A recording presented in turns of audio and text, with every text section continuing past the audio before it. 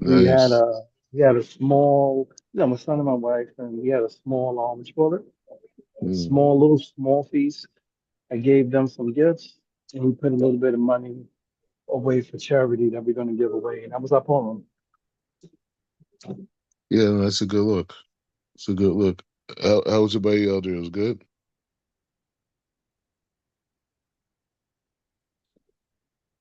You talking to me? No, Elder, right? Yeah, yeah, Brooke got shot.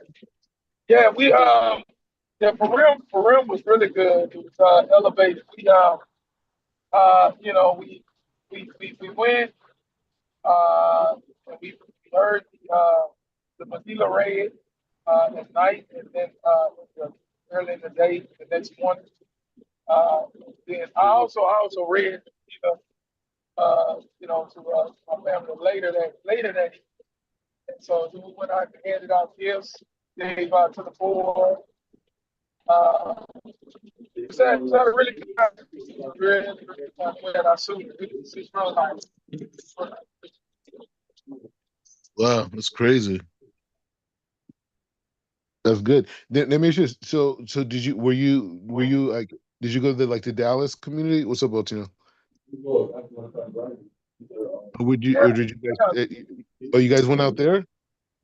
yeah. What I did was I went and I got a hotel out in the Dallas area, in that Okay. area.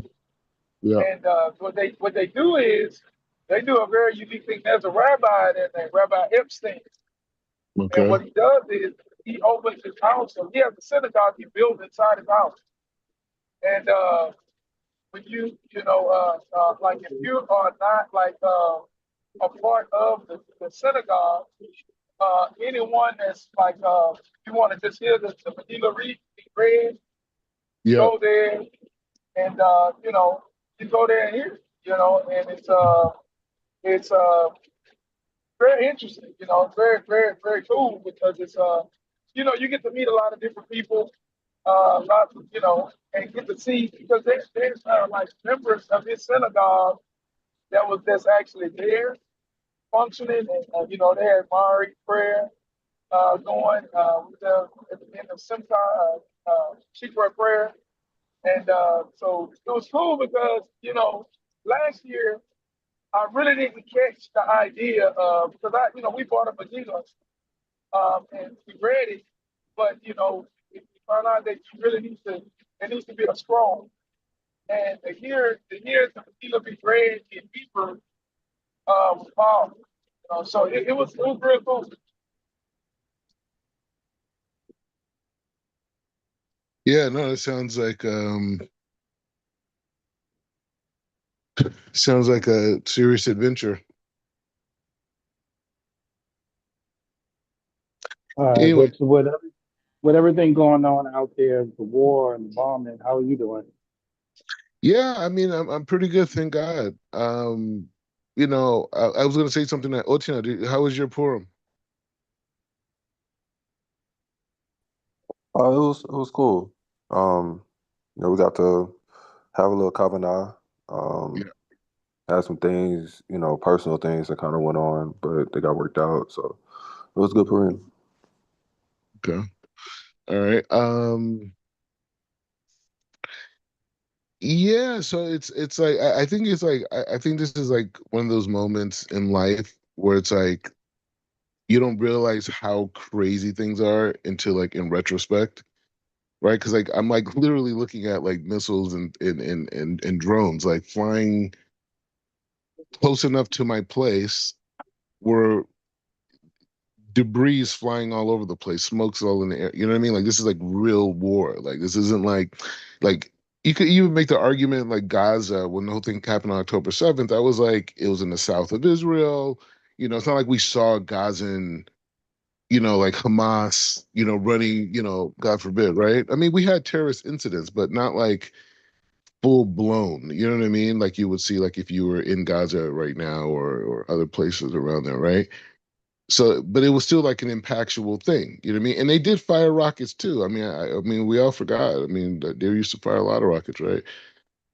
So you had that. I don't know how many times I actually heard sirens though. Like the sirens was like a new concept when like the whole like Hezbollah thing happened, and I was like, because I was here for a long time, and I think once there was some type of rockets came from Hamas or something like that, but I wasn't in Jerusalem. I was like up in the south, like sorry, up in the north, like in Sfat, like where the Arizal was buried. I was up there, and I just remember seeing that on my phone and being like, oh wow, it's crazy that happened, type of thing. But nobody got hurt or anything like that. But this is like crazy, bro. Like this is like like and they're serious. You know what I mean? Like, and people have died. You know what I mean? Like it's like Mm. some of these missiles have like got through. I'm sure you guys saw it on the news. And like that's West Jerusalem. That's like you know what I mean? Like, but well, there was oh man, I didn't forward it to you guys. There was a whole incident that happened. It got on the news a little bit. I don't know. I don't watch the news, but like and I maybe saw one article. But there was a missile that dropped right by the Temple Mount. It didn't explode. You know what I mean? Like it fell. They came and disarmed the warhead, the whole thing. But it like literally like I mean, if it would exploded, I mean, it would have definitely affected that whole structure there, which is like a 2.5 minute walk away from where I'm at, right? But it's just saying that like that's how real this thing is, and it's happening, and then the sirens is crazy. Like I live like on this. Maybe I could show you guys, so you get an idea. Hold on, let me. Guys, I'm gonna listen in a bit. Okay. Yeah. Go ahead. Hold on. I'm going to the. All right, camera. Okay, that's how do I reverse it the other way? Uh, okay, so here's like my living room area, right? So you see all these glasses, right? And this is like the balcony, the whole thing. So this is like this is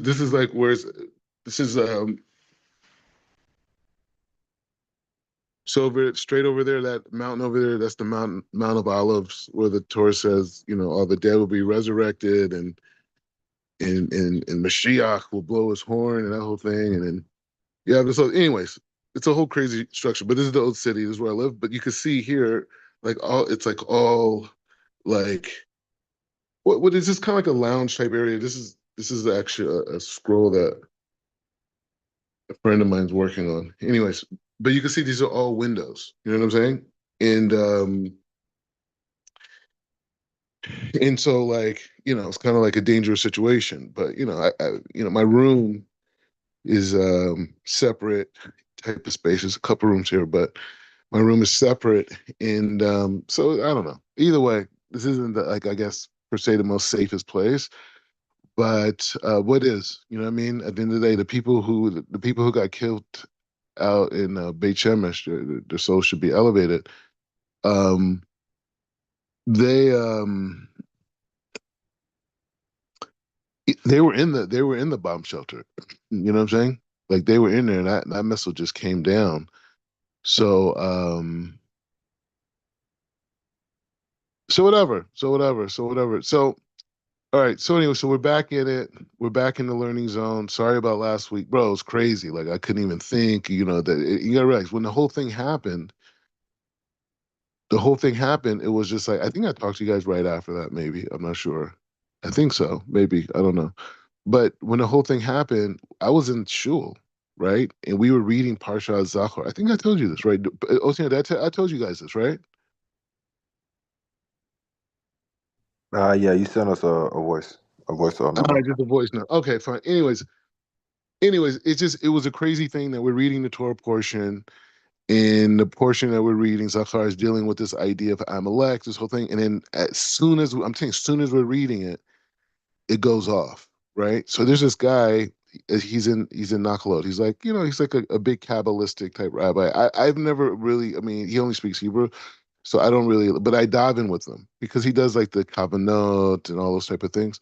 So it's nice, it's nice. So I go there and I dive in with them. So it's a lot, it's a good amount of guys. But I tell you, when that siren went off the first time, nobody even moved, bro. everyone just looked up at each other and they just kept reading the Torah. Like it was the craziest thing. Like just being in this room, like full of men, right? Early in the morning, bro. It's like at this point we're like at the Torah reading, and it's like 8 o'clock, so we had to start at like 6 something, 7, right? So we're at the Torah reading, probably like 7ish. We're at the Torah reading, and then sirens goes off, and we knew war was going to happen. We just didn't know when. You know what I mean? Like we didn't know when it was going to happen, and then you start hearing, well, they're talking things out. Maybe it won't be. This type of thing.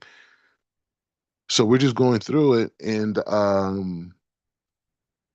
we're going through it, and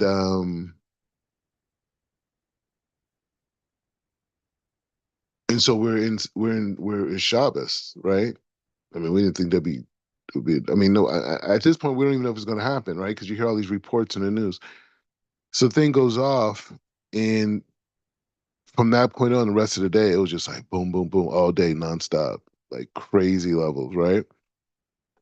And this went on. And so where I live at, oh, that's the other part I didn't show you guys. So like outside, if you see on my balcony, like there's like a stand there that it plays the horn for Shabbat, because there's a horn that tells you in Jerusalem there's 40 minutes before Shabbat comes in. Right. So there's literally a blasting horn, like woo, every Friday before, like 40 minutes before, like at candle lighting. Could you imagine such a thing? I mean, first time I heard the horn, I was like, what the hell is that? They said, yeah, there's a horn for Shabbos. I'm like, what?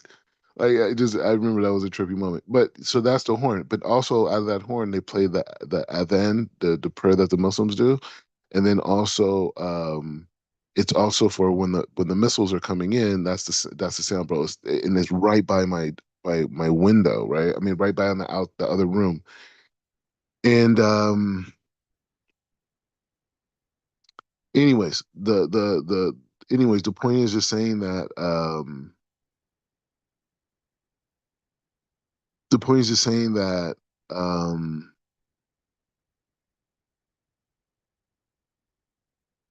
I'm just sitting up here and I'm just like listening to this nonstop. You know what I'm saying? And it's just like I can't like it's really stressful, bro. Because like they have this thing where they send you like a message on your phone first. So like, I guess they send you a message like 5 minutes ahead of time, right? I mean, if they're from Iran, if they're coming from Iran, that you get a text message from the ministry, I guess, of whatever it is, and they send it to everyone in the country. So every phone number in the country is in some type of a network, I guess, where they send a text message out literally to everyone at the same time.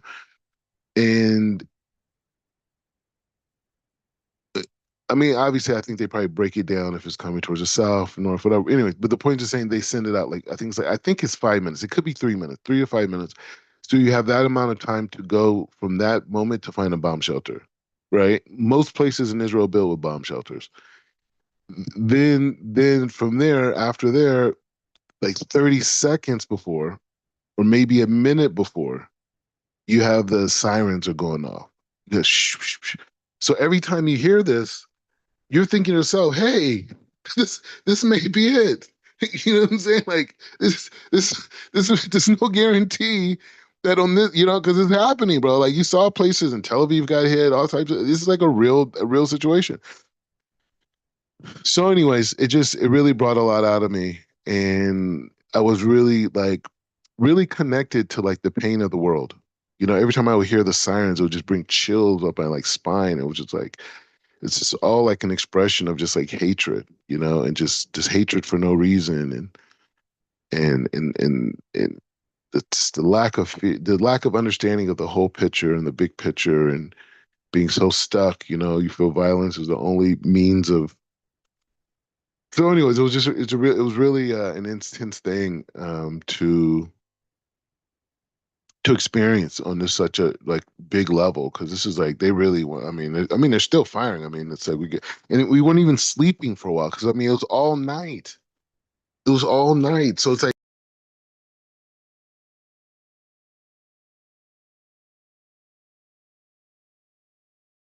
uh, uh, okay, cool. So yeah, so it was a real stressful thing, but it was a big thing in terms of Amuna. Um, It was a big thing in terms of like just really thinking about the world, thinking about Hashem, thinking about the concept of judgment. Those are decrees that were going down in the heavens, like on both sides, right? and just really wanting a better world. You know what I mean? Just really wanting a better world. And Elder, let me ask you this: you're not in a position to read, are you?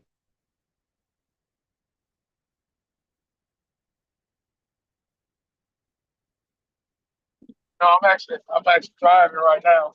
Yeah. All right, fine. Otino, are you in a position to read or no? Yeah, I can. Okay, cool. What you need, Red? All right, so I'm gonna bring it up in a second. So this is the idea. So the first of all, the Shabbat book. There's a few parts I got to add to it.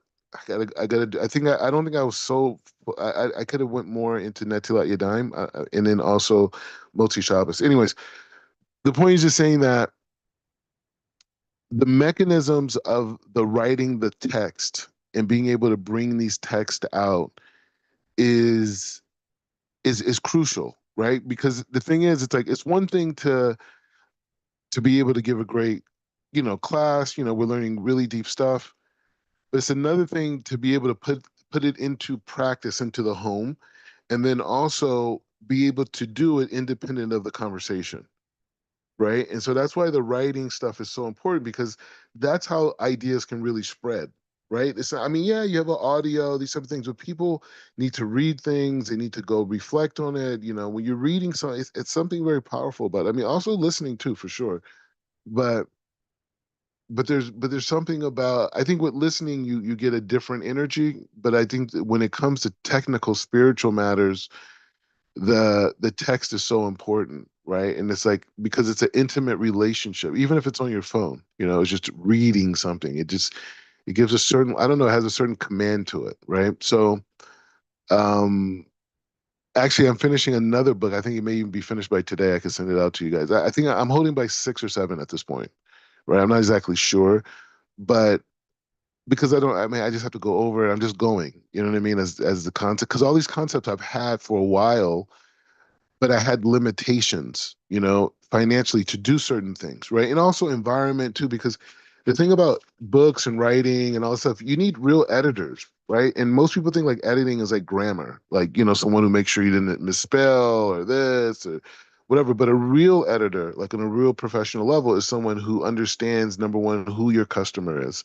who understands the subject matter that in depth, understands the subject matter you're speaking of, and is able to bring, linguistic stuff, but also sources and something. And so now with AI, it just makes my job so easy, right? And so now I could just fly, right? And really get things done and really be in a position of power. And I mean, people get freaked out by that word, but a position of propulsion. Is that better? A situation like that because now you have a body of work and you're just like, we're moving forward. I'll put 10 books on the market with 10 different marketing campaigns and just that's, you know what I mean? Type of a thing. So that's where we're at on that. But the key thing is like when I think about you guys, I think about like, okay, well, if I wanted to, because you guys have kids, right? So the idea is to say like, okay, well, these are people with families and they want to express these concepts like a matter of fact, right? Like how to express these concepts in my activities, like so Shabbat, right? Or holidays, or when I wake up in the morning, or when I'm eating food, right? Or what, you know what I'm saying? Like all these different things. Um and so by doing the books now you can do it, and not only that, you could share with other people. So one of the ideas I want to focus on today is the idea of holy dressing, right? Like clothing, like this whole thing, right? And really because fashion and clothing, and this is like I worked in these spaces, right? It's all about ego, it's all about pride, it's all about vanity, it's all about these types of things and looking good and this whole thing. And part of like creating this better society through consciousness is taking these ideas and saying like, well, you know what? That's how fashion was on the dark side. But what does fashion look like on the side of holiness? Right? And what is God's approach to how we deal with our clothes, how we deal with our body, how do we deal with these things, and really removing it from these superficial shackles, right? That clothing is been connected to, right? And so that's the impetus of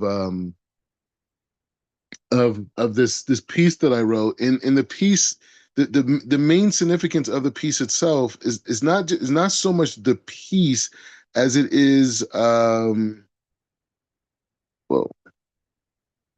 as it is sweet. And so yeah, it's not so much just the piece in itself. It's more so the um, the idea of the idea of the subject matter we're dealing with. Like, I don't know how far. See, that's the thing. I got thrown off, but I was ready to like have conversations where we actually talk about the different chapters in the Shabbat book, which we're going to get to, right? Because we're going to get the Ram call, but we're inside. We're inside. Like, this is like ultimate level. Like Ram calls, like this is exactly at this stage of the book. This is where you should be at, right? At this stage of that safer, I think we're in a 32nd chapter, Lev, right? 32.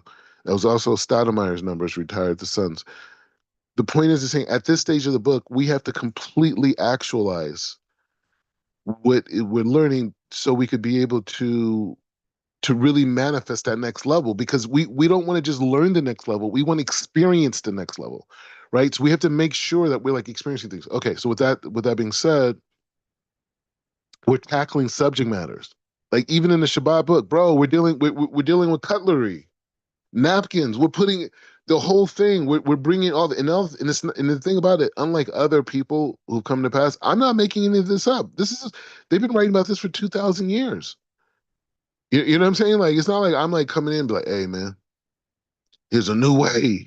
No, that's not it at all. Like I mean, it's just this is just what the text says. I'm just organizing it and explaining it in a language of my generation per se. You know what I'm saying?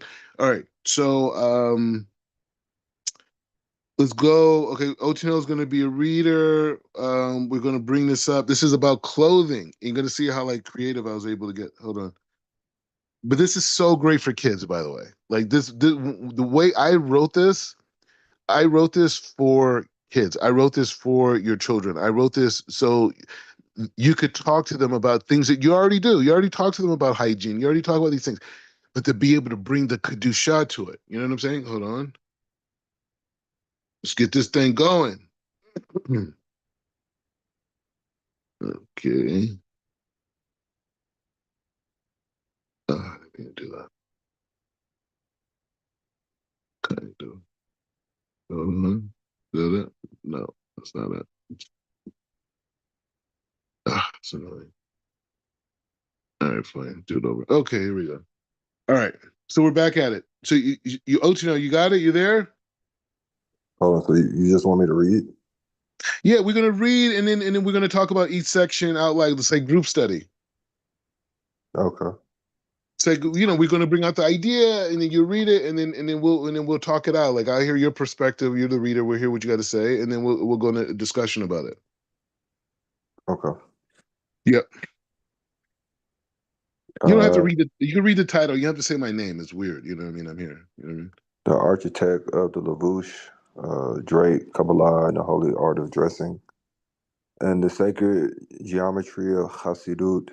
In Kabbalah, getting dressed is the daily construction of a portable temple. Every morning as we rise from a small death of sleep, we undergo a process of heat hashut. We are the architects of our own energy. We do not merely put on fabric to cover our skin, we construct a mikdash, yacht, around our souls. As often I reflect on my journey from the executive offices of Warner Brothers Records to the study halls of Yerushalayim, I've realized that the industry and the altar are not as far apart as they seem. Both deal in the currency of presence, as the artist Drake captures in his philosophy. Know yourself, know your worth. My fresh move is my best move. Um, when we know our worth as a neshama, our fresh move, our architectural act of dressing with excellence becomes a spiritual necessity. This is the mechanism that bridges the gap between the external garments of our soul and our internal essence, This bridge is not only mystical, it's supported by the laws of Jewish physics, the chemistry of the Israeli body, and the psychology of the Hebrew mind. The foundation, the body as the eternal temple. The first stage for the architect of the Lavush is the purification of the site. We address the oil, the skin, the most intimate garment. During my years in the entertainment industry, I saw how much effort went into the image, but in the holy art, the image must be grounded in Tahara. The Rambam, who was both a master Harakah and preeminent physician, writes in Mishneh Torah, the clothing of a scholar should be attractive and clean. It is forbidden for a stain or grease to be found on his garment. The scientific and psychological foundation. From the perspective of Israeli biophysicist and Nobel laureate Aryeh Warshel, every biological function is a precise computational movement of atoms. When the skin is clean, the body is primed, the bio engines of our cells function with greater efficiency. Psychologically, the great Jewish therapist Viktor Frankl emphasized that even in the darkest conditions, the act of maintaining one's dignity was a primary act of the will to meaning. My perspective in the industry, we used to say, dress for the job you want. In Kabbalah, I say, dress for the soul you possess. If the skin is the parchment of your life's Torah, the cleanliness of the body is the clarity of the ink. The meditation, visualize the water wash away darkness. See your skin transitioning from ore to ore, from skin to light. The affirmation, I am a clean vessel for the King of Kings. My body is the temple. Okay, so this is part here just for 1 second.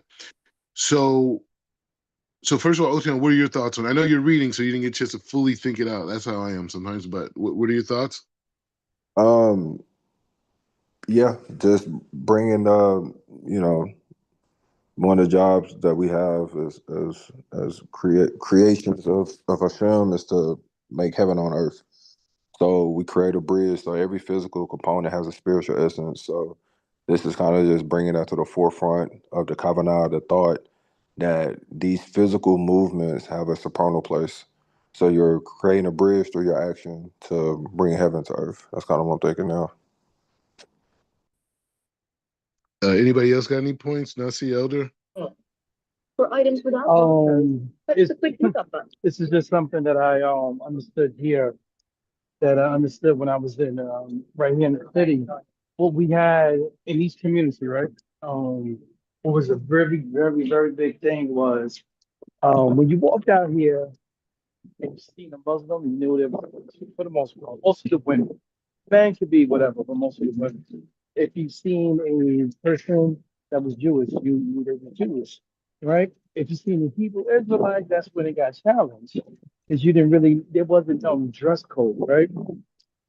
But what I'm hearing this is dress code, one, identifies you. And then one, the biggest thing that you said, like the brother just finished saying, it keeps you in perspective of who you are.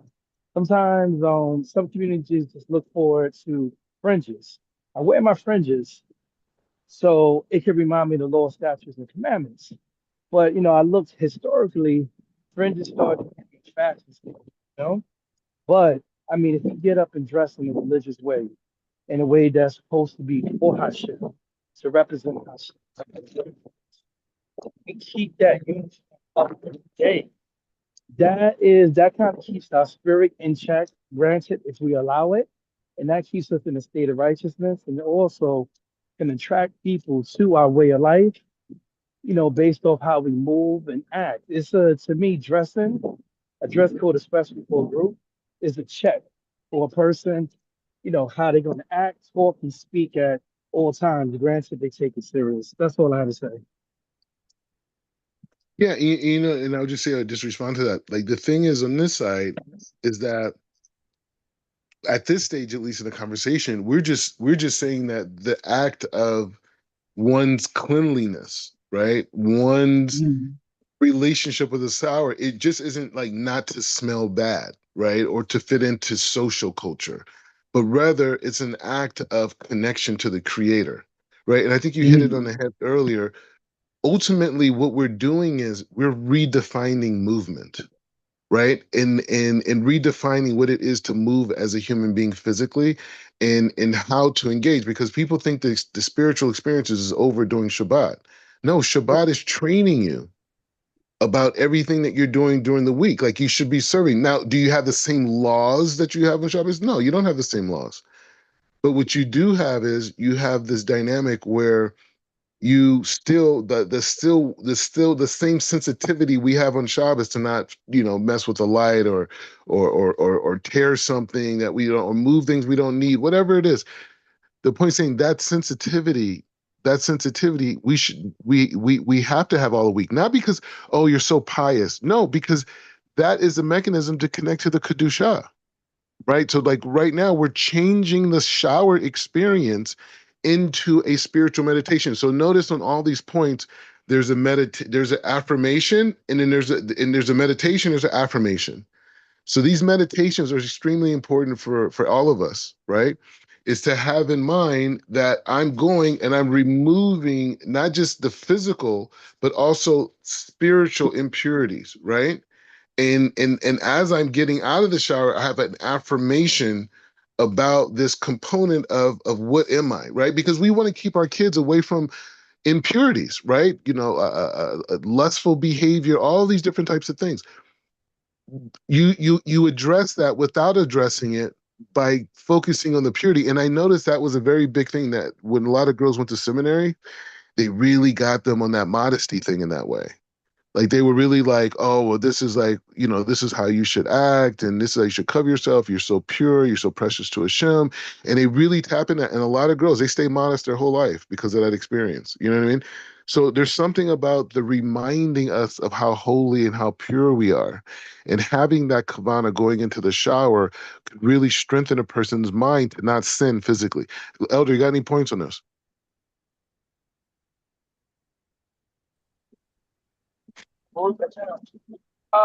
It reminds me of something we read in the wrong code, dealing with the patience and how the pasukim is a manifestation of the soul. And so if we look at that, we're talking about like the soul's condition. So when we talk about like the outward appearance, I think about our ancestors, our elders, right? Back in the day, and I know Nazi is gonna remember this, and I think you're gonna remember this too. But um, back in the day, I remember most of the men in my neighborhood when I was a little boy, most of them wore, button down shirts, slacks. Uh, they just carried themselves in a different way. And within our neighborhood, you saw somebody that was like really unkempt. You knew something was wrong. It was odd. It like stood out. Whereas today, it's like, to see people going to the store with pajamas on, it's like that's like that was unheard of when I was a child. Um, my grandfather, I remember teaching at the church, they became friends with black, went down, Christian, and so the way I was raised was that was a reflection of what you thought I should tell and how you were. And so we talk about like immodest dress was always in our communities and something that was on the fringes of our community. It was always looked down upon. With my grandmother would see a young girl, and if she was not dressed appropriately, they would say, that little girl bad, something like that, And so it was always like that. Today, it's not the lines have become more clear. And so we talk about just our level of sacredness and holiness. Now we have to look at the way that we carry ourselves, the way we dress, the way our hygiene is a reflection of our level of holiness. How much time are we spending in the presence of the Almighty? If you figure that you just spend like an hour in His presence, you might fresh up in that hour. But after that, everything else is all, it's whatever. So I think it has a lot to do with the soul's condition. And so, to be filled with souls, get these instructions, it's going to be a blessing to put on. Good. So, Ocho, you want to keep going? Yeah, that's all. Uh, so the architect follows the strict blueprint found in Talmud and codified in the Shulchan Aruch, the priority of the right Yamin. The Talmud, Shabbat 61a states, when putting on shoes, the right one is first. The right pillar, Yamin, represents chesed, kindness. We draw down the right pillar of Eis Chaim, the tree of life. The discipline of the left, Shmol. But when it comes to tying, the left one is first. This honors the tefillin and represents Gevurah. The cognitive science connection. Israeli psychologist Daniel Kahneman spoke of deliberate thinking. Ritualizing dress moves it to a conscious state. You are cognitively priming yourself for self-actualization. The meditation. Visualize golden light on the right, giving, and the silver band on the left, discipline. The affirmation. I lead with love, but I walk with discipline. My power is bound to my purpose. The scaffolding, feeding the spiritual limbs.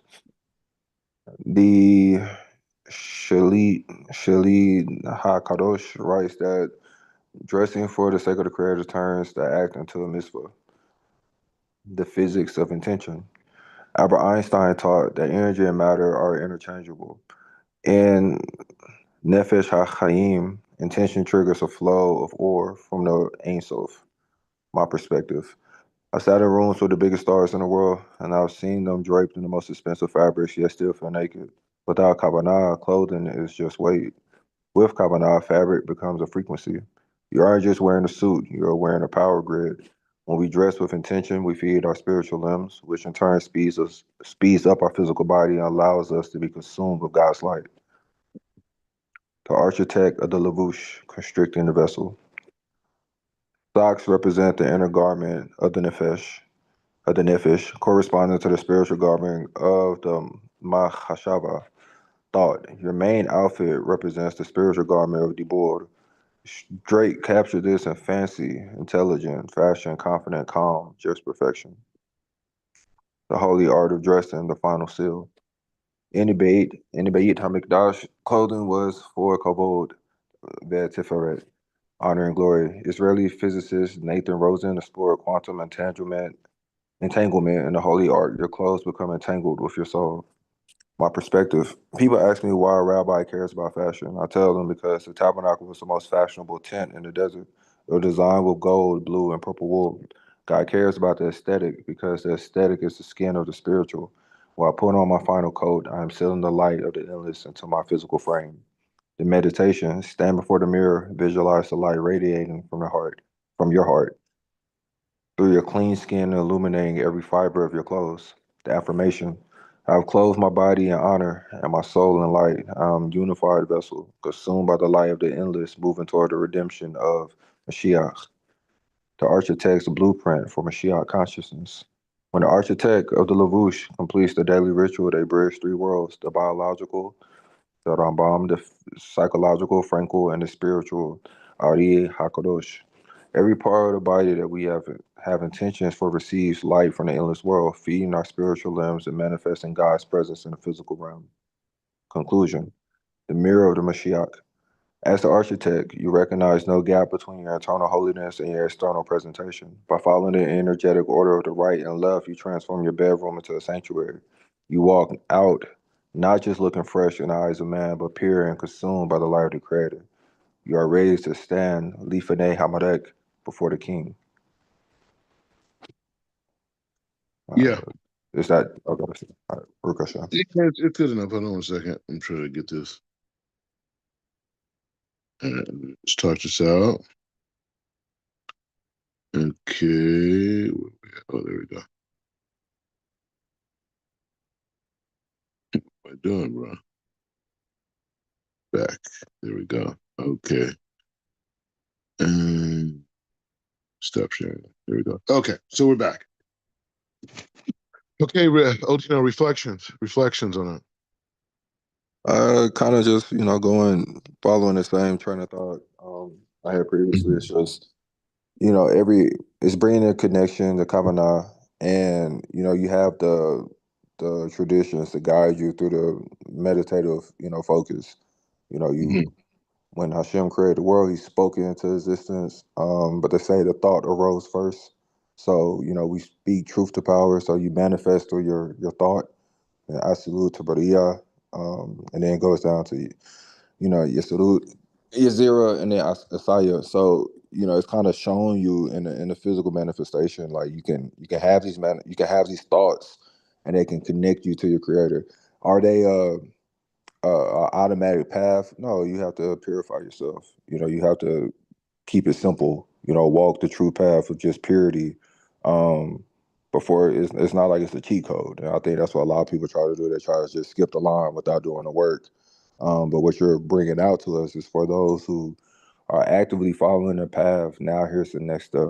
When you're going through your brakas, these are some of the kavanah you can have that can actually bring down holiness. You're creating vessels through these intentions. Exactly. And also on that point, the reader is empowered, being you guys, to be able to share that with someone else. You know what I mean? To be able to take a point from here, take a point from there, and be able to say, like, oh well, like, hey, like, let's look at it this way. Not like to talk down to somebody, right? But slowly transform that person to be able to, like, on something, as if you ask a person, they will say, yeah, of course, that's what I'm thinking, right? But to put it into a system and be like, like, say a person's a couple, right? So what, maybe one partner is more spiritual than the other, right? In certain ways, right? But being able to have that conversation on Shabbat and that share that consciousness, right? As like, yeah, this is my kavana, this is your kavana, this is my intention, this is your intention on every article and close shop. Maybe it's too much to do every day, right? But you could start that process on Shabbat, and even though the person would say, yeah, I already think this way, right? But still, when you go through it and you think it out and you have intentions behind it and it's a group effort, a person's nature will slowly start to change, and that thinking will carry on over to the week, right? In that aspect of, like, spiritual modesty is just like, it's much different than like, oh well, this is religion and this is what we should do, because if you don't do this you get punished and blah blah blah, and this whole thing and this whole thing, and this is the man and I'm the man, all this type of thing. No, but if we focus on very sensitive points, it becomes a group effort. It's big. Nessie, you there?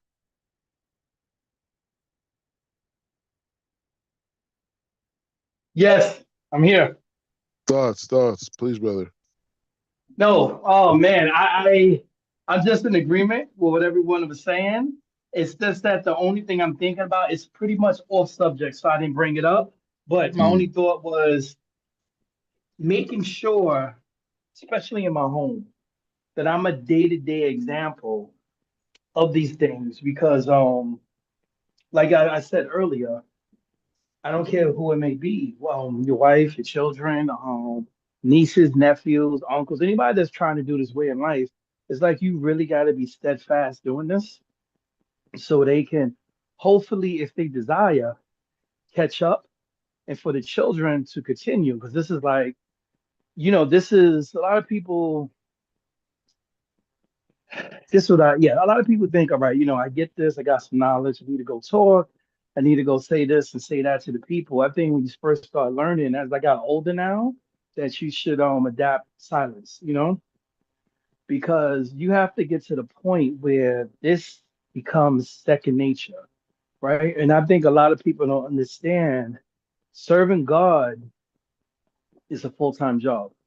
And when we go over these things, dressing, how you set up your table for Shabbat, talking about your bedroom, intimacy with your wife, the connection on raising your children, the connecting to Hashem, the disconnecting. This is a full-time job. And I'm not saying it in a way of oppression and stress, but this is a full-time job that, in my opinion, it definitely would take you to the next level. So as I'm hearing, I'm taking more in than I'm hearing. But then my main thing is making sure that I always stay the course because all eyes on you, especially when you got everybody in the house watching you. But that yeah. was all I was thinking about. And you know what? And the thing about it, we get stronger every day, and Hashem imbues us with extra powers to be able to sustain that leadership, right? Because it's not just on your merit, it's on their merit too, right? That they That's merit to true. have an example. So you get that combined power. That's the part of the power of a man having a family, because he becomes like a channel for many lights, which means he has many brachas, right? He has many like channels of kedusha that are connected, because you're the provider, and the kids got married too, you know what I mean? And you build off of that. So what you're saying is very big. It's very big, it's very holy. And we're all working on it. That's one of the reasons why I've been in Israel so long, is really like changing and becoming that guy. You know what I mean? Because it's like it's every part of your body, it's your heart, it's your thinking, it's your just so many things about yourself. And so I just been on like prayer and purification and learning and teaching, you know what I mean? And doing what I can here and there, to move forward. But it's just saying in general,